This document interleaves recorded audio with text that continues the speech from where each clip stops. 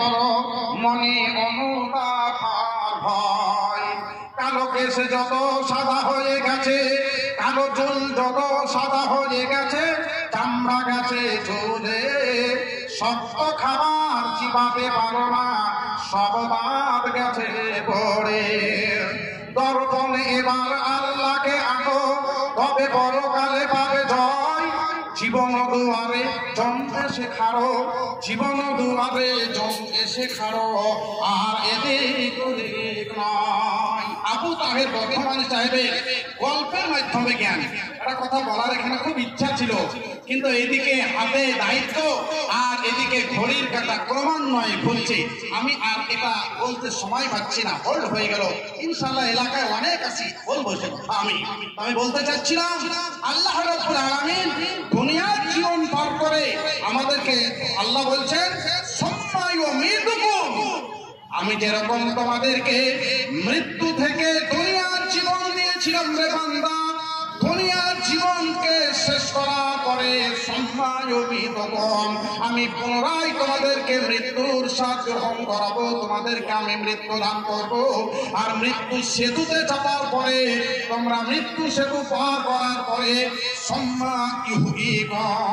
আমার আল্লাহ বলছেন মৃত্যু সেতু পার করে দিয়ে কবরের জগতে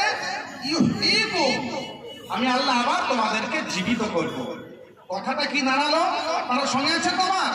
দুনিয়াটাকে জীবন পেয়েছি, আগে মৃত্যু ছিলাম, দুনিয়ার জীবন শেষ করার পর মৃত্যু একটা সেতু, মৃত্যু আপনার একটা নৌকো, মৃত্যু একটা গাড়ি।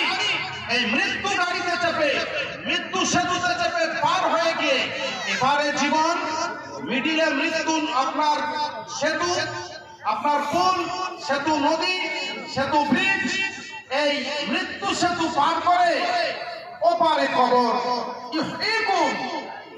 আল্লাহ বলছেন বাইপাসের এপারে আছে দুনিয়া, আর বাইপাস ব্রিজ পার করে ওপরে আছে কবর। এখানে জীবিত, শুধু বাইপাসটুকু মৃত্যু, আবার ওখানে গিয়ে কবরে গিয়ে আমি। আর যারা কবরবাসী আছে, যারা মুমিন, এই মুমিন বান্দাকে বলবেন ও ভাই আমার মাজা ফলানুন, এই ব্যক্তি, এই ভাই, সেই ব্যক্তির কি খবর, আমার ভাইয়ের কি খবর, আমার মায়ের কি খবর, আমার বোনের কি খবর, চেয়ারম্যান সাহেবের কি খবর, মাদানি সাহেবের কি খবর, বলে তারা কেমন আছে? তখন আরো যারা কবরবাসী আছে মুমিন, ওরা বলবে তাও, আরে থামো থামো, ওকে ছাড়ো, এখনই তো দুনিয়া থেকে এলো কেবলে, হ্যাঁ ফি গাম্বিত দুনিয়া, দুনিয়ার বড় চিন্তায় ও আছে, ওকে একটু স্বস্তি পেতে দাও, একটু আরাম করতে দাও, ও গাম্বিত ফি গাম্বিত দুনিয়া, মানে দুনিয়ার চিন্তায় আছে। আমার আব্বা কি করছে, আমার ছেলে মেয়েকে মানুষ করবে,